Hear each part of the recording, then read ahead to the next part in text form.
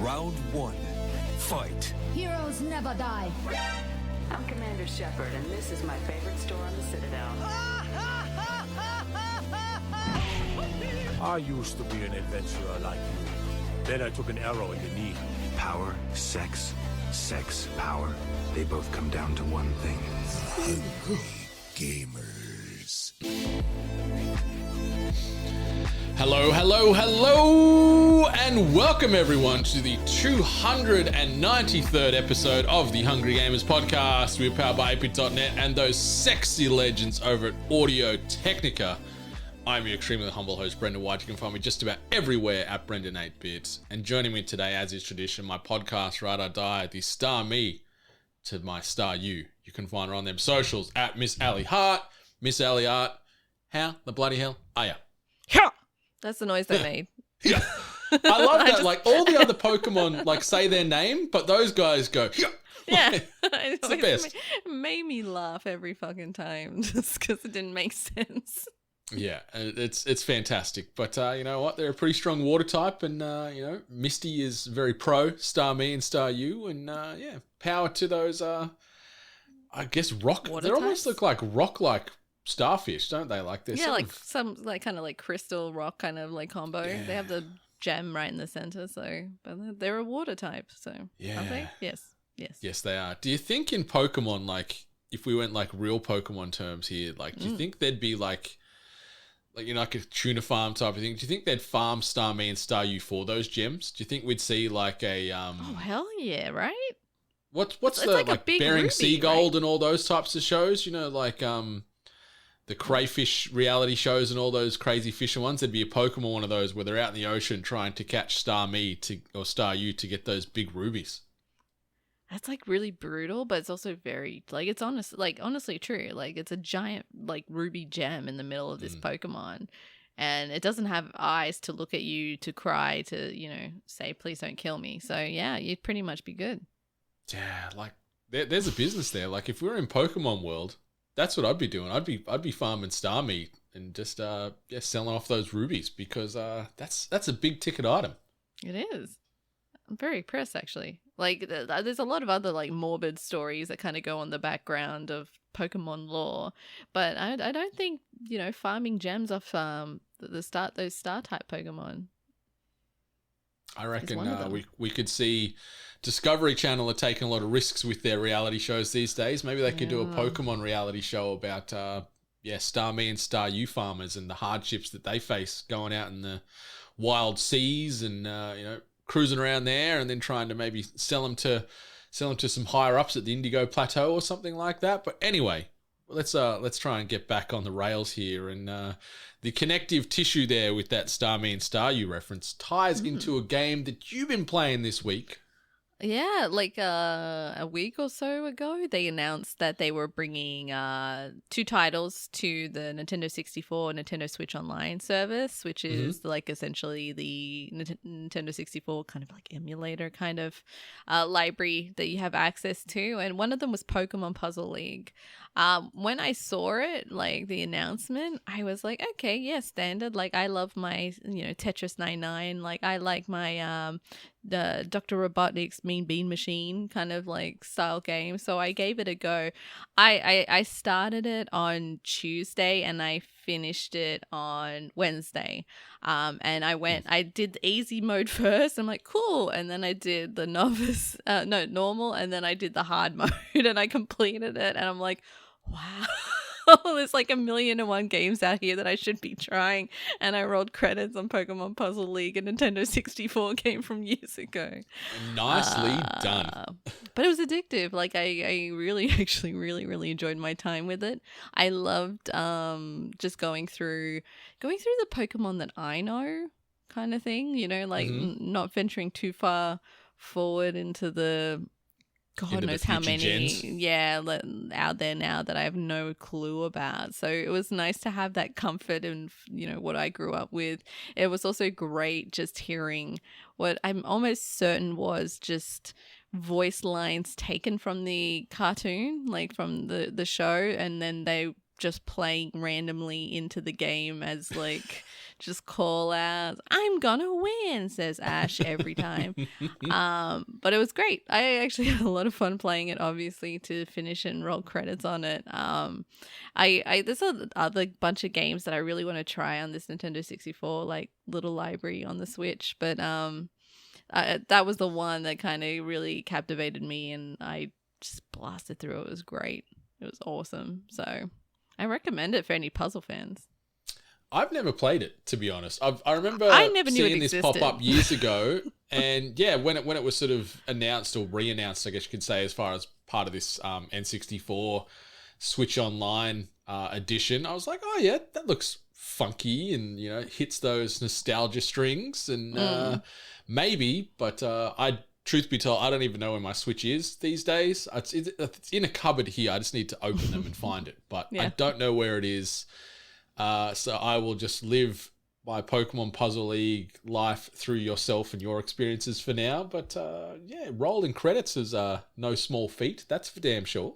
No, like I'm gonna put that feather in my hat. But I think just the more funny thing about it all is that we're starting to see like a plethora of incredible games coming out, especially in the past week at least. And that was the poison I chose. That was the chalice you drunk from this week. Exactly. Pokemon Puzzle League. Yeah. Watch out, kids. That's it. But yeah, so that apart from like the occasional Fortnite and I think that's about all else I played this week. So it was good to actually finish something. Nice, yeah. It's just that sense of achievement, isn't it? When you see those credits roll, you're like, yes, I've done something today or this week. I'm not. And that's not me passing judgment or saying you don't do things, but like just as a general gamer, it's a good feeling when you see those credits roll. It's pretty fair for me as a person that tries to avoid any story-based gameplay with like linear story style. So there's like, if there's an end to this game, I don't want to know about it. Well, you've turned over a new leaf here. With Pokemon Puzzle League, potentially. Who knows? Maybe this is the catalyst to many more narrative-based games walking in lockstep with yourself for the rest of the year. Maybe not. Yeah. I don't know. Doubt. What did you play? Well, firstly, I jumped back into Apex Legends this week. No a little way. bit. Yeah. Really? Yeah, and obviously we've been the Fortnite podcast for the last couple of months, I'd say, give or take.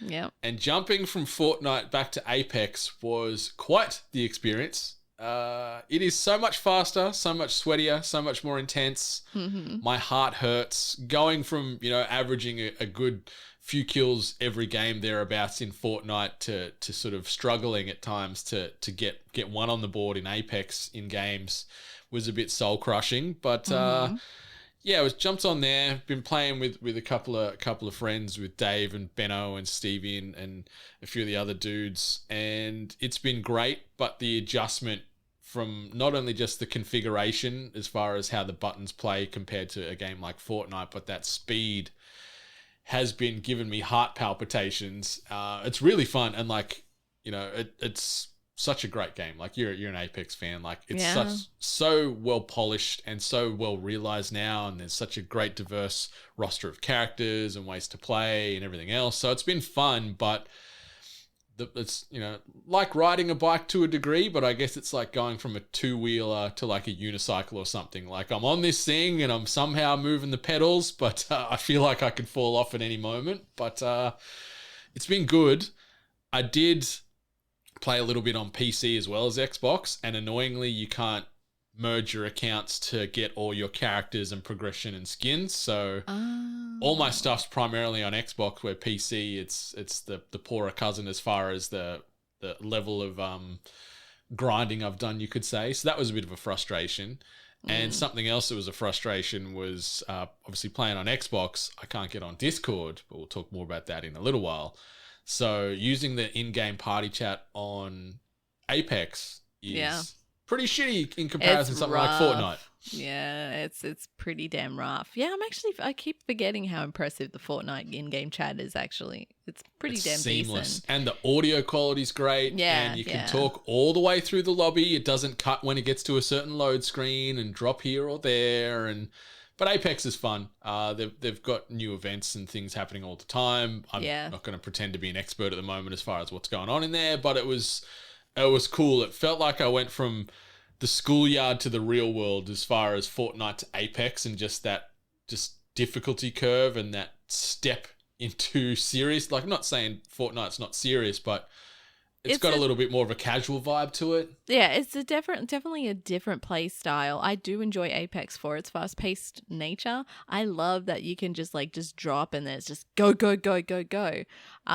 you can experience in Fortnite on the odd times. But there's definitely a lot of downtime in Fortnite, I feel. Apex is just like you're constantly getting clipped in the head and having to heal and, shield batteries and all that sort of stuff. So I still stay on top of it. I still stay on top of like the esports events. I think there's a Twitch Rivals next Tuesday for Apex. And they're fun to watch. I actually really enjoy watching the competitive Apex leagues go off. So fun fact, 2 Aussies were in the winning team from the last one. So nice.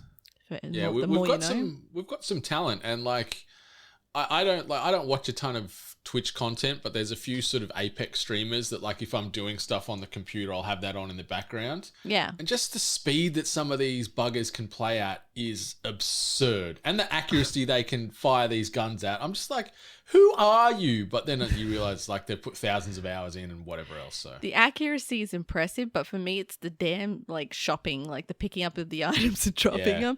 I am slow as hell. I am so damn slow when it comes to like grabbing stuff and moving stuff around. And I just see them and they're just like click, click, click, click, click. They've got everything. And I'm just like, that's what I got to learn. Stuff aiming, stuff's like strafing and not learning the map. I just want to learn how to pick up and drop shit really fast. Just want to shot fast. Yeah.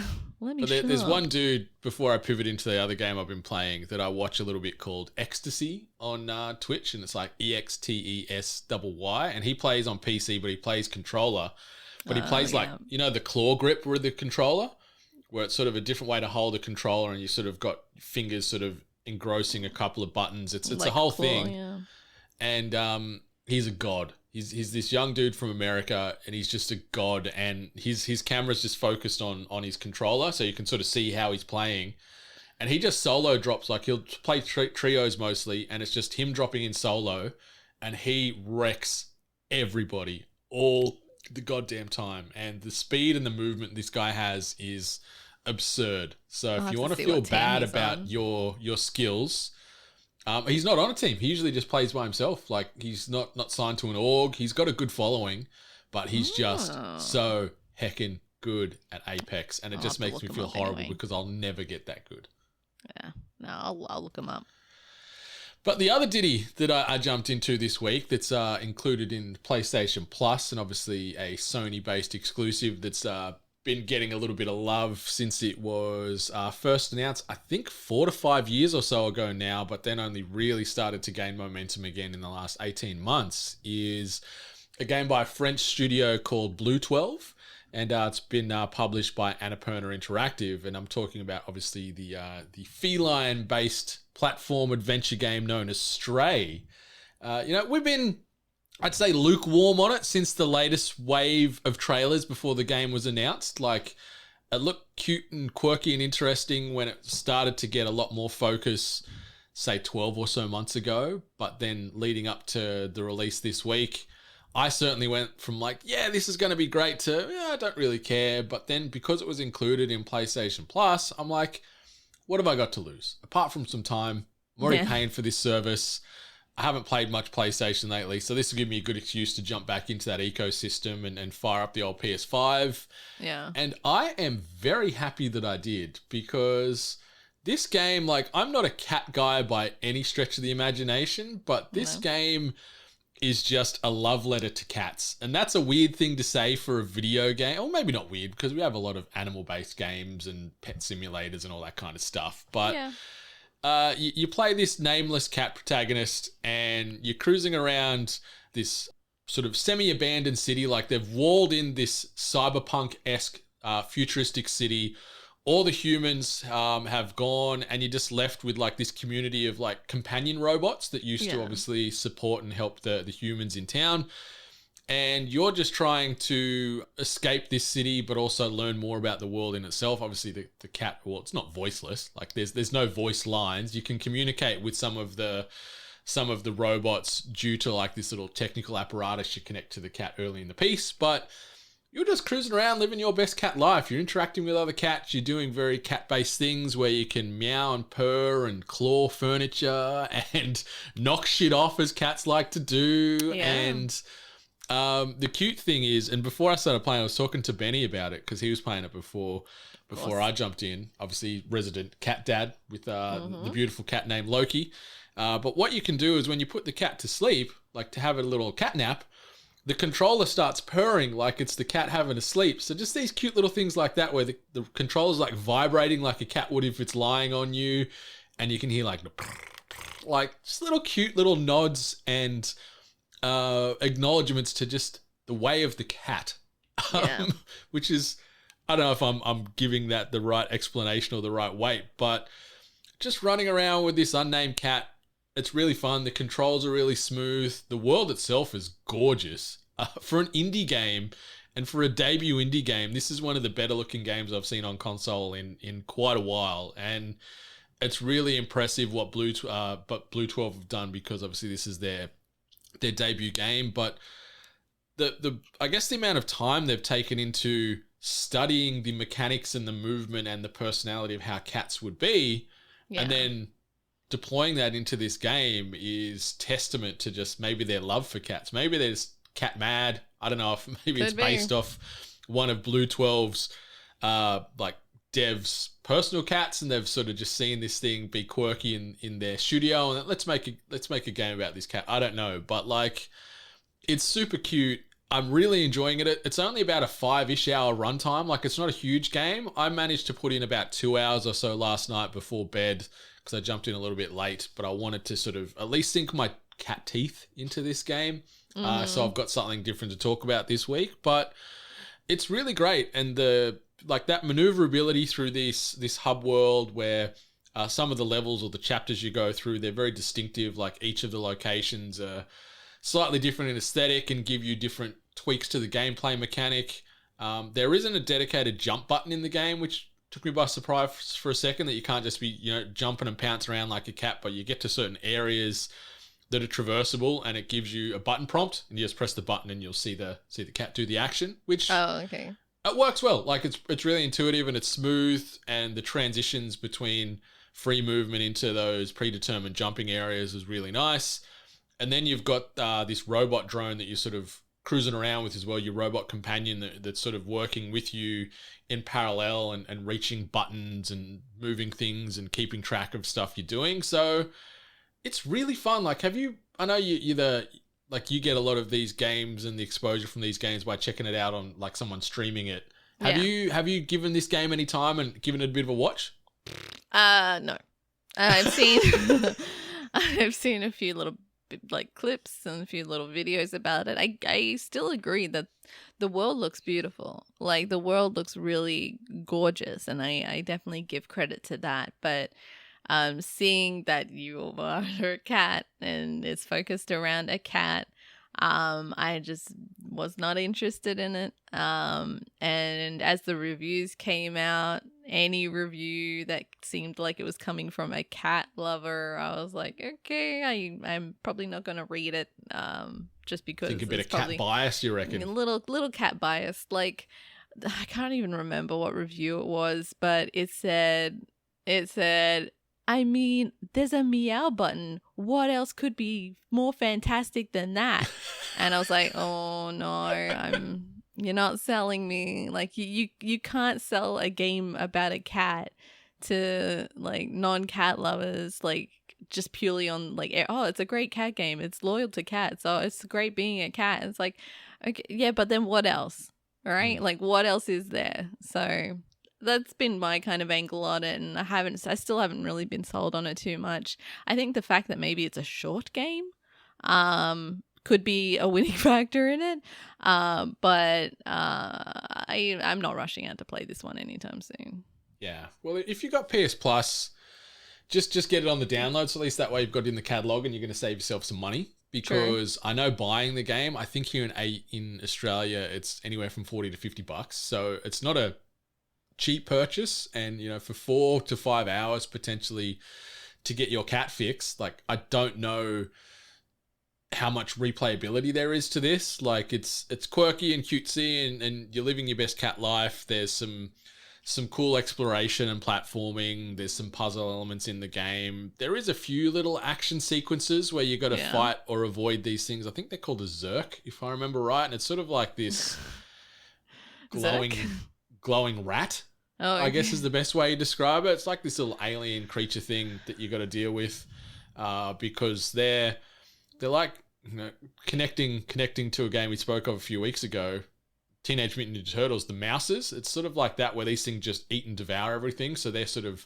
destroying the robot population and just giving this world a bit of a hard time. So you're dealing with that at the same time as just understanding what's happened and why everyone's moved on and things. But the world itself, it reminds me a lot of Blade Runner as far as that aesthetic and that vibe. Like, we say cyberpunk, but there's just some areas you walk in this game, and I feel like I'm going to walk past Rutger Hauer or Harrison Ford's going to be at a little noodle bar or something like that, eating in the rain. But it's been fun. I'm going to finish it over the weekend, so I'll give my sort of thumbs up or thumbs down on next week's episode. But so far, it's been really enjoyable for those couple of hours I've played. It's very different to what I've played lately, and I think I'm enjoying that more. And from the reviews we're seeing, like with Stray, at the moment on Metacritic, it's sitting at an 84. I don't know how much is that tied specifically to having a dedicated meow button. Maybe it sort of skews those numbers a little bit, but overall, it's been a good time and a good little sort of pit stop in between the usual battle royale that I've been getting amongst lately. Yeah, and in the most, you know, kindest way ever, I'm just happy that people who are fan of cats have a game that's specific for them. It's nice to have something that you love and are passionate about, and then have someone out there make a immersive art form that you can experience and enjoy. So I know I'm kind of being a bit of a poo here, but like, please understand that I also understand it from other people's perspectives. It's just not for me. Shout out to the term being a bit of a poo. That's something that doesn't get used anywhere near enough. I don't know where I went PG, but there we go. It's so great. It's so great. But something else that's great that both you and I have watched this week is obviously the return of What We Do in the Shadows with season 4. Over here, at least in Australia, there's only 2 episodes out so far of season 4, but I have caught both of those. 3 out here. So. Okay. But it's by the time people listen to this, there'll be 3, I assume. It's been great. I hate being so damn pessimistic on things, but I find it just incredible that such a weird and unusual concept that was made by a couple of dudes in New Zealand has taken off, and then not only, you know, done well as a mockumentary movie, but then was able to actually be translated into a series and still do well. Obviously, having the original creatives attached to it is probably a benefit. But, you know, this horrible pessimist in me is always like, nah, it's bound to fail. It never works. Like, you know, but they just keep on just hitting goals. Like, it's so good. It's so fun to watch. It's just hilarious. It is brilliant. And like you said, it's awesome. Like, you see what Taika's doing with himself these days. Like, he's one of the directorial heavyweights, you could say, in Hollywood these days. And obviously Jermaine Clement's been around for a good long while. Off Flight of the Conchords originally, and then the What We Do in the Shadows film, and now the TV show. And even though we've just hit season 4, last month they already renewed it for seasons 5 and 6. So it's awesome to know that we've got another couple of seasons to look forward to beyond this one. And it's just so fun. Like, it's only like a small main cast as far as, you know, the primary 4 or 5 people, but like the chemistry they have and the comedic timing, and it's just so great. And you think that, a mockumentary about following a coven of vampires around would sort of grow a bit long in the tooth after a season or 2, but it still keeps working. Like,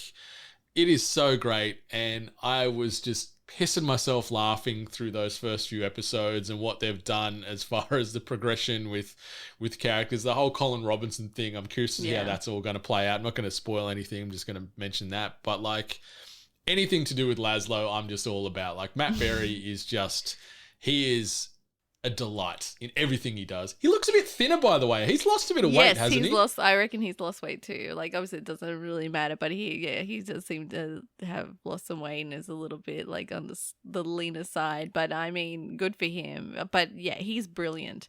He is just a different level of like comedic genius, and delivery and how like timing and everything like that. He has such a token voice too that I just love hearing, especially with when he says something a bit more provocative. It just always is executed right.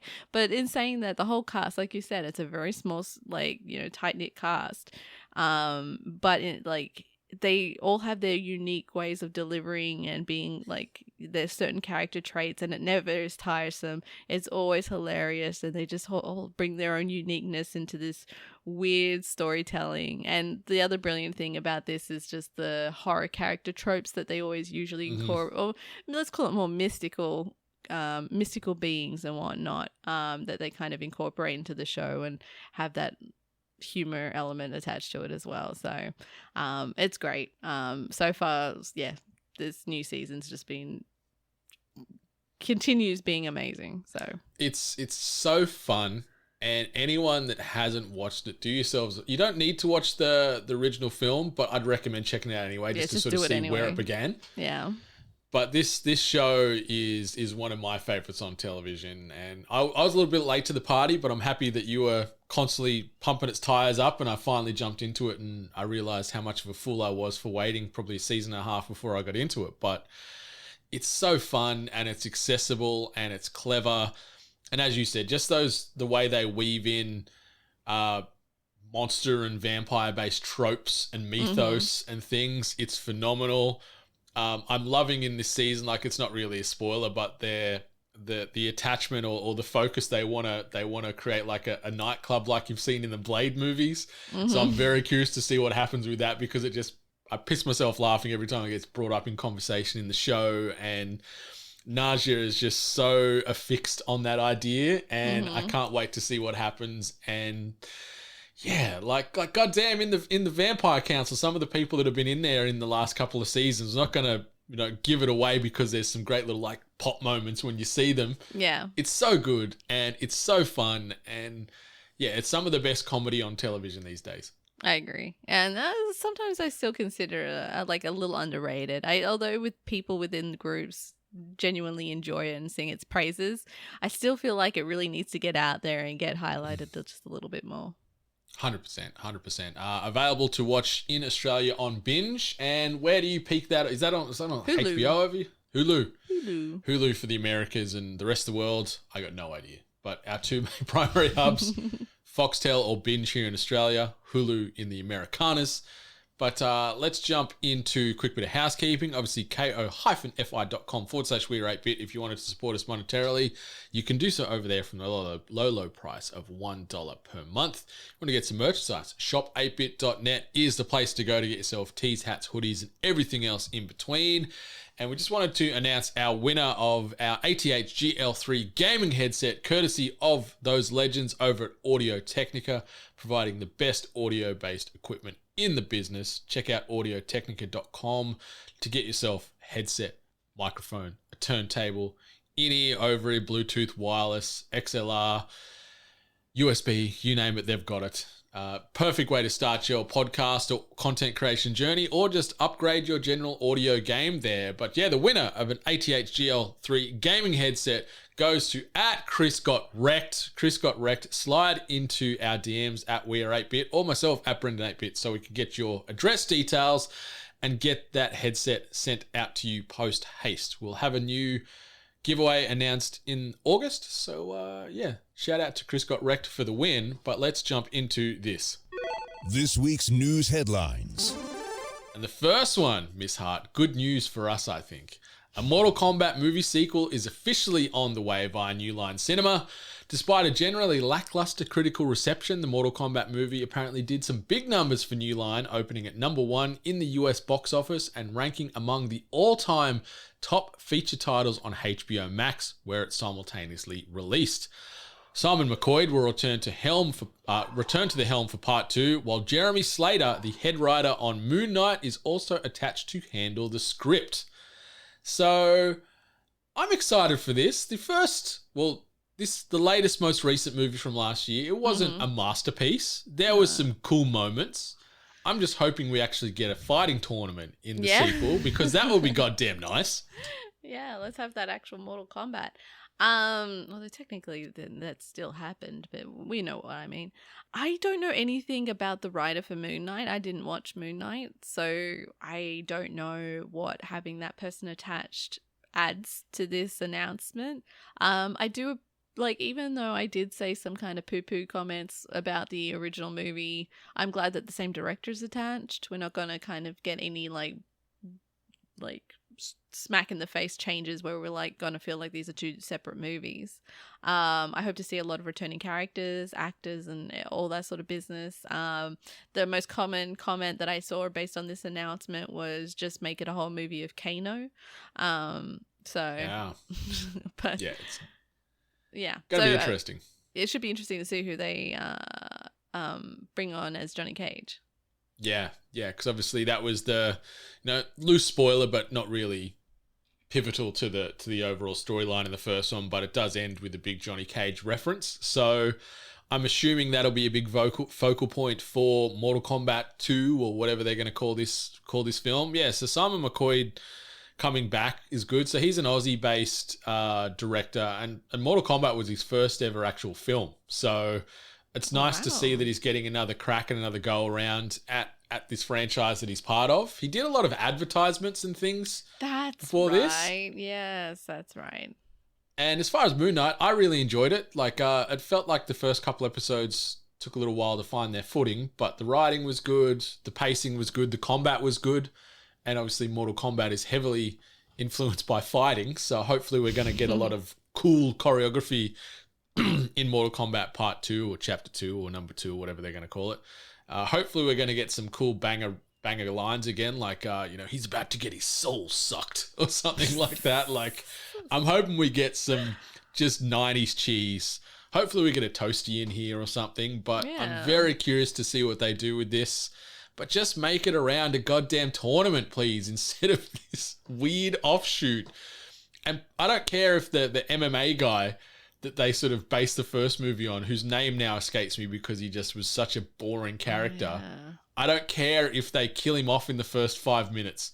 Maybe they open the tournament and he gets done straight away. Like, that would be such a cool, like, hero moment for the cinema, I think, where he just gets killed off immediately and then they just jump into the tournament. I'm like, yes, let's go. Like, I feel bad for the actor. Yeah. Yeah, gonna make you the main character of Mortal Kombat. Yes. We're going to kill you in the second one. Oh. Would not be sad about it. But we'll hear more about this, I guess, in the coming months. I'm assuming this movie is looking like a 2024 release-ish somewhere, give or take maybe. But we'll see. We'll see who returns from the original. Hopefully we get some more Sub-Zero action because the Sub-Zero Scorpion rivalry and storytelling in that movie is the best part of the whole movie, in my opinion. But we'll see. We'll see what happens with Mortal Kombat 2 when it hits screens both big and small in the coming years. All right, so jumping into the next bit of news, I sort of alluded to it earlier in the episode. So Xbox has officially announced this week that it will be the first platform to get Discord voice chat. This is going to allow both the Xbox Series X and S and Xbox One consoles to chat directly with anyone on Discord via voice channels or group calls. At present, this is just available for Xbox insiders and will be available for everyone else sometime soon. So, stupid me, I thought I was an Xbox insider, and I spent about an hour trying to set this up yesterday, and I realized that either my Xbox insider card has been revoked or I just never was, and I was just living a lie because I couldn't find any of the settings that all the Xbox, quick guides and said were referencing. So I got very frustrated. So right now I can't test this out to see how it works, but the short version with this, It's not as smooth as like there's a native Discord app on your Xbox console and you click it and away you go. You actually have to have the Xbox app and the Discord app on your smartphone, and you need to sort of log into both of those with a QR code and bridge the call between the app to make it work on the Xbox console itself. So you're not using your phone as like a microphone or anything like that. This is just a bridge point to connect the call between, to have that little digital handshake, and then you'll be able to chat through the party chat on your Xbox. So it's not as smooth as click and go. Maybe that will change with the full release, but yeah, it's a couple of step process. But right now, unless you're an insider, you can't do it. So I was excited when it got announced because I was complaining about the Apex stuff just before. Yeah. Then I tried to do it, couldn't do it, got upset again. So, but this is cool. We've been talking about this for a while because obviously Xbox and PlayStation has, in air quotes, Discord support, but all that means is if you're on Discord, you can see that Ali's playing something on Xbox right now, or Brendan's playing something on PlayStation. That was the level of integration that it had. Yeah. But now you can actually have voice chat through Xbox, so it's a good get. Yeah, it's a good get. I still am not really seeing the benefits too much of it. Like, I understand some people needing it, but me myself, I don't really see it being necessary too much right now. I don't really see me playing like I play PC, and you mostly have played things on Xbox, so when we play things together it really hasn't been too much of an issue. Obviously if there was something on PC and PlayStation or something, etc., there would be hiccups, but yeah. And then to see that it's kind of an interesting way to access it, this whole kind of use your phone and cross connect so then you can connect to your Xbox, it's a bit finicky. So I'm not going to poo-poo it because people need it, but let's count how many times I say poo this episode. I reckon you're about half a dozen so far. Yeah, count me in, everyone. So but either way, like I just hope it's like the start, and then they're going to obviously keep working on it a little bit more, because it's still finicky, and obviously you have to be a cool insider. You need to have the membership card, that you apparently don't have or something. I do not. Yeah, I bleed green, and apparently I'm not cool enough to be an insider. But shout out to those people that are utilizing and embracing the Discord integration there. But yeah, as you said, Ms. Hart, I'm hoping maybe the full release we'll see, or a future release we'll see, that this Discord integration will just be native through the console itself, so you don't have to do this weird app-based integration and handshake. But it's still cool because this is something we've spoken of on and off for the last couple of years, where there was a rumor, obviously Discord was potentially going to be acquired for a hot minute there and all that kind of stuff. But this is a step in the right direction because it's crossplay is becoming the norm. So having a universal voice chat program to be able to do that in is a good start point, because native party chat in some games be crappy, like Apex. Other crappy news. This week we've had a lot of negative stuff coming out from Ubisoft regarding future games and yet unannounced games. And so not only is Ubisoft delaying Avatar: Frontiers of Pandora, not sure if anyone in the world is too upset about that one. Not sure if many people in the world are too excited about Avatar in general anymore. I certainly am not one. But that's been delayed. They've also said that they've delayed an as yet unannounced game, but they've also flat out cancelled 4 titles in an attempt to cut costs and focus on its bigger mainline games, such as Assassin's Creed and Watch Dogs and things like that. Among those cancelled games are both Ghost Recon Frontline and Splinter Cell VR. So Ghost Recon Frontline was their free-to-play like battle royale they were working on. Remember they announced this thing a couple of years ago, and they were going to bring a heap of Ghost Recon and broader Ubisoft characters in to battle. That's been given the snip, and Splinter Cell VR has also been chopped, and 2 other games that they have not yet announced they were working on in the shadows have also been cancelled. Ubisoft cutting costs left and right, and Avatar: Frontiers of Pandora delayed. Do you care about Avatar? I do not. No, I had the misfortune of working in a JB Hi-Fi at the Avatar hype, so womp womp. I hate those blue dudes. And like you were at the cinemas recently when you were watching the Black Phone. Did they show the trailer for Avatar in the lead up to watching that movie or no? I know I've seen that trailer, but I can't remember if it was for the Black Phone or if it was at Thor. Okay. Because it is one of the shittest trailers I've ever... Like, there's next to no audio in it. There's like one line said. There's something in the trailer, and I don't know if this is spoilers for anyone, so cover your ears.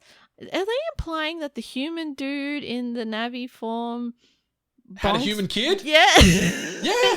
I'm like, wait, did they bonk and they made like a mix thing? Like, I think I don't so, know. That's 'cause- the only thing that has sold me to watch this movie. Yeah, I want to see him stick Let me see them genetics. those crazy sex tales together again and make humanoid kids. I don't know, but the trailer does, like, it looks pretty. Like, aesthetically, it's stunning, but like, there's no communication outside of, I think, what's his name? Sam Worthington's character. That's his in name. in the movie, like at the end, he's like something about, we got to defend our home or some bullshit like that. And that's like the only line in the whole trailer. The rest of it's just visual set pieces, and it just does not sell me. And this movie's coming out in like 4.5 months, and I could not care less. Me either. I have absolutely no interest. Like I said, like I only know what I know from having Avatar play on all the display TVs in JB Hi-Fi. So I know that movie from 5-second clips or whatever I witnessed standing near a TV event, essentially. So it's pretty funky because remember, like this movie was like the driving force behind the home or even just cinema-based 3D hype.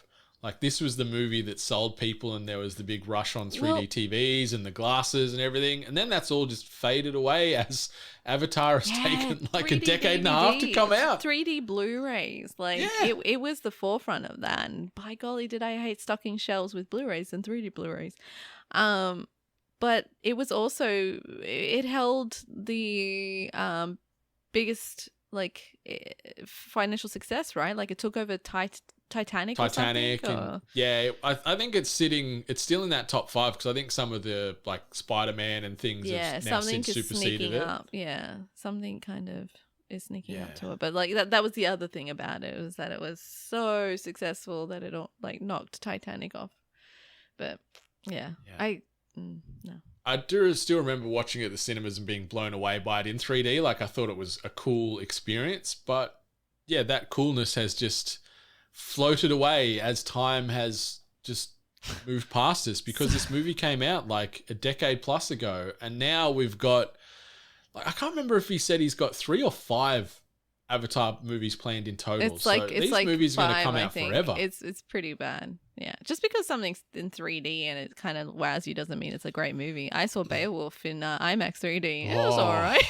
But doesn't mean it's a only good movie. good thing about that is sexy shiny monster Angelina Jolie. Yeah, I got to see like shiny golden Angelina Jolie tits in 3D and IMAX, which is just an experience in itself. So that would have been very big on that screen. But anyway, yeah, we've got Avatar for years to come. We've got a delayed game coming from Ubisoft eventually, and then 2 that we don't know about.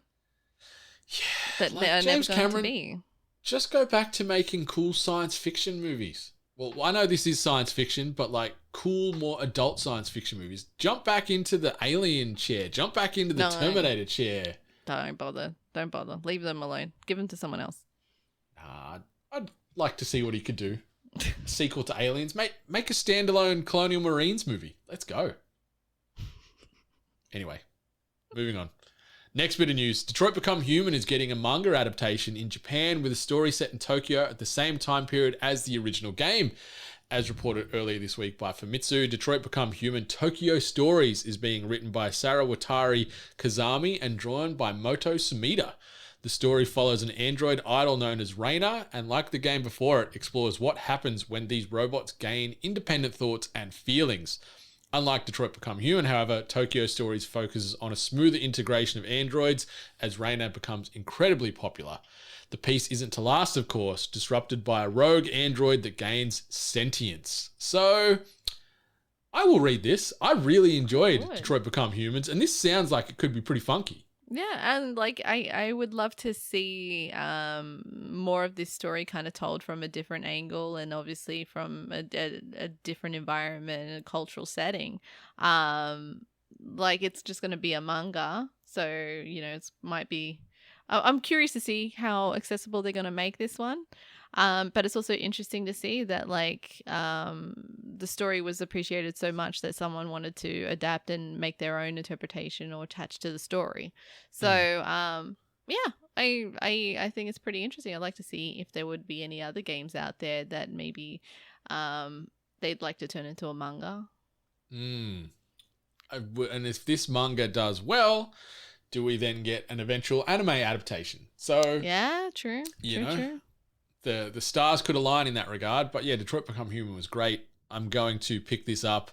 I need to find out when it's available for pre-order or how far into the writing process and the drawing process this has gotten down so far. But yeah, Tokyo Story sounds like it could be a very interesting read, because I love that whole AI, what does it mean to become human, sentient robots and stuff like that. It's the whole cool little sort of corner of science fiction that I am such a big fan of. So keen to see more in the coming months or years. I don't know the timeline of this manga, but Detroit Become Human, Tokyo Stories. Keep that on your radar. All right, the next bit of news I've titled "Spill Some Blood, Get Some Diablo." So Blizzard is giving away beta access to Diablo 4 as well as a digital copy of the game for free. The price, a permanent place on your skin. Talk about branding in every sense of the word. Blizzard's Diablo Hell's Inc. takeover began in Los Angeles this past Saturday and will continue until the 10th of September. During this time, fans can get a free Diablo tattoo while also nabbing their beta access and digital copy of the game in the process. The campaign will hit 8 cities in total across North America, Europe, and Australia, with each pop-up opening for 1 day only. A competition ran in June, which gave fans the chance to win a custom Diablo tattoo, but anyone who missed out on one of those can still get involved during the walk-ins. Pre-designed Diablo 4 tattoos will be available on a first-come, first-served basis, and anyone who offers their flesh as tribute will receive said digital awards. So, Miss Hart, would you give up some skin to get a beta and a full version of Diablo 4? Would you, depending on the piece that you could get, but would you be open to it? I don't know. I'm so particular about tattoos, placements, and keeping everything, uniform.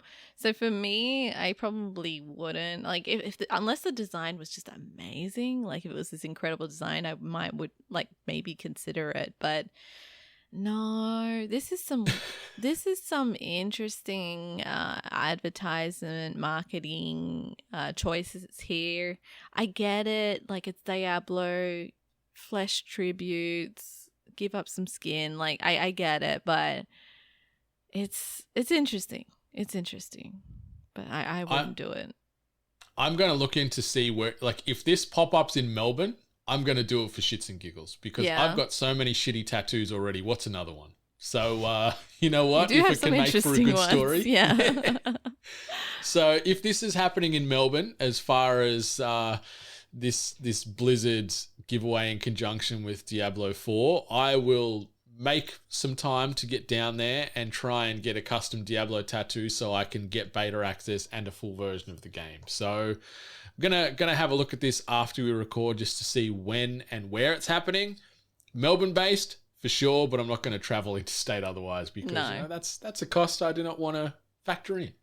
Yeah. Maybe another game I'd consider, but yeah. Okay, that's a question for you. What game would you get a tattoo for? I mean, probably Destiny. It's something that Diablo, I enjoy Diablo. I love Diablo. You've got it on everything. Yes. I realize that, see, they don't need my blood. They've got my money. But, Destiny would probably be the one, and it would still fall down to what the design would be. But, I'd be okay with the Destiny tattoo, because Destiny's pretty big in my life. So, yeah. Like a little ghost? like a little ghost, or like I actually have considered getting the hunter symbol, which is it's very subtle. It doesn't like stand out. It's just like the little, like the three kind of almost like triangular like symbol, but it'd be tastefully done and it would work. So I've often considered that, like in regards to getting video game tattoos. But yeah, what about you? Would there be like, would you get a Horizon? I would. I would. I nearly got a Resident Evil chest piece back in the day. Wow. And the tattooist was designing this thing up. And then I can't remember if like he moved away or got sick, something like that, where like the communication was there. I saw the initial mock-ups and sketches and I was so keen. And then, yeah, I think he moved away. Like I think he moved overseas to tattoo or something. So then the conversation just like stopped dead there. So it never got done. So I'm kind of happy it didn't get done, because having a whole chest piece dedicated to Resident Evil would have been a thing. But I'd get like a little Resident Evil umbrella, or I'd get something to do with Horizon, whether it be a little Focus or a little sort of dinosaur, or even just like a little chibi Aloy or something like that. I'd certainly get some, or like something from Mass Effect, maybe like Commander Shepard's helmet or something. I don't know. That'd be the main three that I'd certainly give a crack or think about as far as getting it permanently inked onto my skin. Yeah. Listeners, if you have like a video game tattoo, let us know on the socials. We're 8-bit.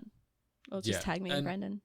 Yeah, we'll chuck a little post up and get some feedback, because that'd be a fun thing to talk about. Like, yeah, what have you already got and why, or what would you get? Like, what's the game that would make you get it, that you love or care about that much to get it permanently marked on your skin. So, that's going to be fun to discuss. Something else that's fun to discuss, I've titled this one, and apologies in advance, this was written late last night, so my wordplay is not the best.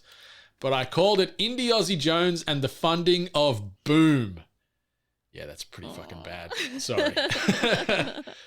So this week, Screen Australia, along with the Minister of the Arts, the Honourable Tony Burke MP, has announced that the Games Expansion Pack Fund will donate Australian $4 million or $2.7 million US to indie games creators here in Australia. The government funding organisation announced the program back in March and said that we'll commit up to $6 million across 2 years to support game developers. And then there's a quote from Burke that reads as follows: "The Australian government is committed to supporting the Australian digital games sector to create, innovate and flourish and achieve its full potential." End quote. The fund aims to support small to mid-sized studios with a budget of under AU 500,000 for their games. Some of the games receiving support includes A Halloween Valentine by Things for Humans, Enchantress by Cactus Jams Games Proprietary Limited, and The Master's Pupil by Pat Nom Games Proprietary Limited. Also wanted to shout out the Indigo Initiative by Caustic Reality, and our boy Jono Peck is actually he's writing the Indigo Initiative in parallel with Caustic Reality there. So that is a fantastic get by our boy JP. Obviously, Caustic Reality were the indie game developer behind Infliction, that first-person horror game that came out a couple of years ago. So shout out to Clint as well as Jono there for getting a bit of that cheddar from the Honourable Tony Burke there. So this is great. Additionally, it was also announced that Amelia Lawton had joined Screen Australia as its games investment manager. Since joining the games industry in 2017, she has worked with Tin Man Games, Snowman Studio, and Nintendo Australia. So this is awesome to see. Obviously, the games industry is a multi-billion dollar giant year over year. It's, pound for pound, generates more funds than the film industry. So it's nice to see governments getting behind this industry, this gaming sector, and throwing some money at it. And $4 million is a great amount of cash to be distributing amongst these studios to help make their dreams become reality and make these games become something that we'll all be playing over the coming years. So awesome news. Yeah, hell yeah. Like, we have little studios right now, is it in the past year, who have had their games acknowledged and won awards and received like acknowledgements from, big award shows. Like, we had Unpacking, I believe, winning a BAFTA. And it won a BAFTA. as well as The Artful Escape winning a BAFTA as well. So 2 incredible games developed in Australia by indie studios or indie developers, and like people in Australia are putting their games out there. They're making incredible things, and it's good to see that the government's involvement in kind of pushing this initiative in getting Australia on the map in the gaming scene. Obviously, these little indie studios are doing it by themselves and, doing what they're doing, but having funding now through the government is another great incentive to keep working on it and really putting our names out there. 100%. Like, the Aussie game development scene's in a bit of rare air at the moment as well. Like, outside of The Artful Escape and Unpacking, we also saw Untitled Goose Game blow up a couple of years ago, and something that happened in the last month or so. I don't know if you saw this one, where Acme in Melbourne, the Powerhouse in Sydney, and the National Film and Sound Archive in Canberra have reached out to House, and they're acquiring assets from the game so they can preserve this game and have it on display in 3 of the largest sort of art-based institutions in Australia and the Southern Hemisphere for now until forever. So they're acknowledging the success and just that global blow-up of what Untitled Goose Game had a couple of years ago, and, winning Game of the Year awards all over the world. And now it's going to be immortalized in, these institutions that are not only Australian known, but, globally renowned. So it's really cool to see these smaller indie studios just sort of cracking into the mainstream and getting what they deserved. Exactly. And even studio True Crime Games, who worked on Eastern Market Murder. Game. Exactly. Yeah. They've seen a lot of acknowledgement through the government, and an aspect of incorporating the AR technology and educating people through like museums and such like that. So they've been getting those kind of acknowledgements as well. So it's just good seeing studios get acknowledged and getting that push into more investment, more time, and putting the hard work and the product that they're working on out there to everybody, essentially. Totally agree. And it's great to see this type of news and focus on the games industry instead of the bullshit spin you get from America so much, where it's, video games instill violence and negative tendencies into people because of shooting and all this nonsense. So it's nice to actually see other governments around the world go, you know what, we're just going to appreciate this art and also honor and do what we can to acknowledge the greatness that is getting created out there. So hat tip to all those studios that are getting involved and getting some of that cash from the game's expansion pack, but also just hat tip to them indie devs in general, just doing it on their own time, doing it off their own back, and taking a chance, because you love to see it when they have those successes that they're hoping and aspiring to achieve. But it's a very small percentage that get blown into the stratosphere, but when you see it happen, it's really touching and good hero moment, a good fist pump, I reckon. Yeah. And the last bit of news we wanted to cover on, we've just had the D&D Honor Among Thieves trailer officially revealed over the past 24 hours. So D&D, or Dungeons & Dragons Honor Among Thieves, the upcoming live-action movie, revealed its first trailer this past week as part of San Diego Comic-Con 2022. The trailer shows off a lot of traditional elements of Dungeons & Dragons paired with the comedic tone the movie is going for. The footage showed a ragtag group of misfits led by Chris Pine's character who are going on a journey to search for a relic. According to the trailer's voiceover, the characters have accidentally unleashed the greatest evil the world has ever seen and have to work together to fix it. So, Miss Hart, we had a little chat about this before we hit record.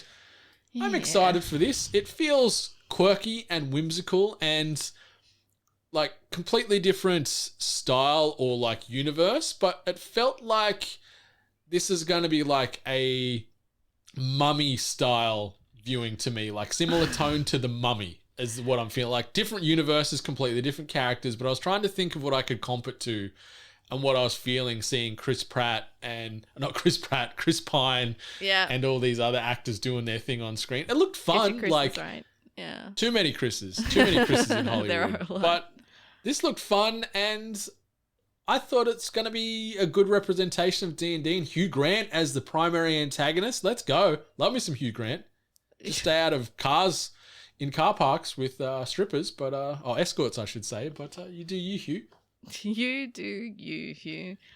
I don't know, man. This, like, I watched the trailer, and while I really appreciate there being a lot of nods to things within the D&D universe, there's other things in there that, like, kind of just really cheesed it up. Like, I know you refer to, like, the Mummy movies, and I guess that's fair. I guess that's actually fair, but since I hold it so, like, wholesomely in my heart that those movies were good, I don't want to compare it to what I witnessed in the trailer.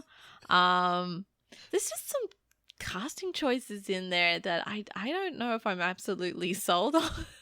You're not for Michelle Rodriguez as playing like the warrior. I assume by her archetype in the trailer. Yeah, no, I don't think I'm about that. I don't know, like she's obviously going to play like some kind of like barbarian or some kind of fighter like that, but I just don't see her selling the role or being able to be taken seriously amongst other talented cast.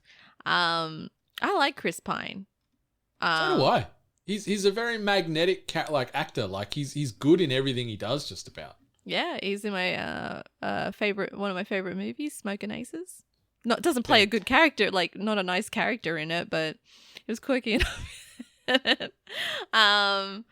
But yeah, I don't know. Like, there's just like too many like goofy, weird, cheesy stuff in the trailer that kind of makes me groan a little bit, which I guess makes me a poo. And we also see ding. Yeah, to count that one. We also see Justice Smith from The Quarry. Yep. Yeah, playing like and he's playing like a mage. Like an elven mage or something like that. Druid or like a cleric or a wizard. It could be anything. So actually no, it looks like the female with the red hair might be a cleric or a druid. It's because she's shifting into horns. animals. No, she kind of shifted into a creature. But either way, I'll keep it on my radar just purely based on my interest in D&D. Benny, who's a big fan of D&D, he seemed like he was all right on it. Like it seemed to catch his interest as well. So maybe I just need to be a little bit open-minded and give it time. Yeah, like it looks fun, and obviously the trailer for especially a debut trailer, they just want to try and cram as much pop and hype in it as they can. So I guess leaning into the cheese and throwing as many tropes and characters and D&D references in as they can will hopefully impact D&D purists in a positive light. But then also with you, I guess it sounded like it sort of fit, like the trailer felt a little forced for yourself, where they were just like throwing as much in as they could. Yeah, I would say that it definitely felt like a little bit forced, but then in the same way, like it just felt too cheesy at the same time. Like it just like it also wasn't like taking itself seriously. Like I didn't know what the angle was. It's probably going to be family fun and all that kind of jazz. So I'd probably be more looking forward to something a bit more serious. Yeah, I think the tone they certainly want to make it as accessible as possible. So it'll be a bit more in the lighter vein, and just give me anything fantasy. I'm usually in straight off the bat, and this looked funny. Like I'm not a D&D purist, but I know bits and pieces. So there was some references I got where I'm like, hey, Leonardo DiCaprio style on the couch. But yeah, I'm keen to give this a look. The movie's coming out next year. And the trailer didn't look too bad. The special effects looked interesting. The comedic tone I didn't mind. And as I said, lazy, or just first knee-jerk comp that I had was I was just thinking it's the Mummy. Like imagine the Mummy's tone and stylings in the D&D world, and that's what this film potentially could be. But Dungeons and Dragons: Honor Among Thieves coming soon to the big screen. Miss Hart, that brings us to the end of the news. I guess we can jump on over to this. Tweet of the week. This comes via at Fall Guys Game, And the tweet reads as follows: quite the kaiju collection. Godzilla, Godzilla 1995, Mothra, and King Ghidorah are now available in the Fall Guys store. There's also a cheeky nameplate nickname. So yeah, Fall Guys doing the Godzilla collab. If you wanted to get any Godzilla or broader monster-based skins, now is the time to do it for your little beans. Log on into Fall Guys, get it done. Obviously, it is free to play, cross-platform, so you can get these skins on whichever platform you choose. Then you can jump on in and play with everybody else. Are you getting in on the kaiju collection? Yeah, I think it's cute. I'll have to see though exactly what they're asking for it, because they might be asking for their new in-game currency that can cost a pretty penny. So I'll have to check in and see how you acquire it. But it's actually kind of cute for any like kaiju fans. Just having like Mothra there, it's pretty adorable. So I'm gonna load in and see what they've got on offer. But yeah. Kaiju up those beans. So great. So great. But if you wanted to also maybe pivot and you're not interested in some Godzilla-based skins, that's okay, because we got you covered. New releases and events. First one, as far as podcasts that have been out or are coming out, apologies, but we missed the announcement that the latest Comedy Rewind has dropped this past week, and that covers Rush Hour Part 2 with Australia's John O'Peck and our good friend from across the pond, Logan at Lefty Loggy on Twitter. Check that out. As far as new TV dropping this coming week, the 26th season of Diners, Drive-Ins and Dives comes out. 26 seasons, Miss Hart. That's pretty incredible. Yeah, shout out to Guy Fieri and his Flavortown awesomeness. The next one, Gordon Ramsay's Next Level Chef, the first season drops this week. And also, RuPaul's Drag Race Down Under Season 2 drops as well. Is your Gordon Ramsay's Next Level Chef, is that an Australian one? Or I think it's the American one. I think maybe oh, then watch out because that's finished. So don't look up anything about it. You'll see who wins. Okay. That finished months ago. Okay. So, just so you know. Yeah. And anyone else out there. I think we're just getting the American cut. As far as movies, Murder Party and The Forgiven are coming to the big screen. And games that are dropping this week, whether they be new platform versions or just completely new releases, Story of Seasons, Pioneers of Olivetown, Octopath Traveler, Champions of the Continent, so that's the mobile version of Octopath Traveler, Bear and Breakfast, Lost Epic, Digimon Survive, and Xenoblade Chronicles 3, all dropping this next week. You getting in on Bear and Breakfast? Oh, hell yeah. Hell yeah. I found this game adorable from the first time I saw it, so I've been looking forward to seeing this one drop. So it's going to be on the radar for July 28th. Heckin' yeah. But Miss Hart, that brings us to the end of THG 293. Anything you wanted to shout out before we look at shutting down the studio for another week? I wasn't going to say this until I finished it, but I'm going to just drop this right at the end. I started watching The Boys. See you later, everyone.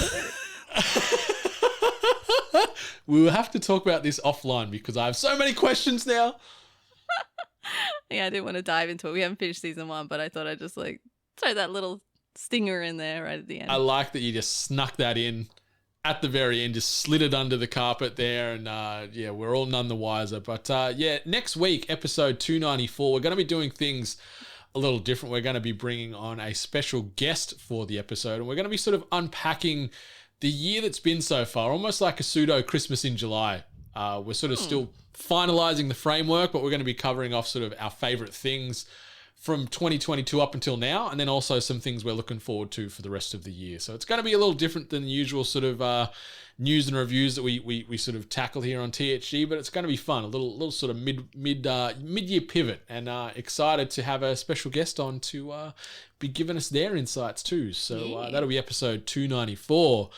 But Miss Hart, that brings us to the end of episode 293. I think it's time to get on out of here. 8-Bit Nation, much love. And stay hungry.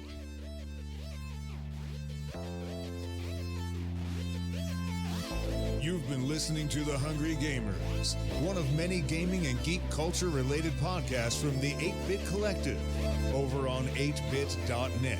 Check out more episodes on your podcast service of choice. And while you're there, please be sure to rate and subscribe.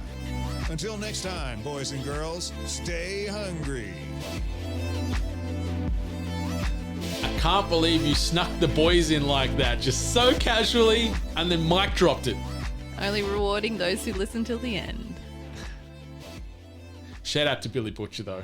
Carl Urban, you're an absolute delight. We love you. Watch Dread. Please do. It's the best.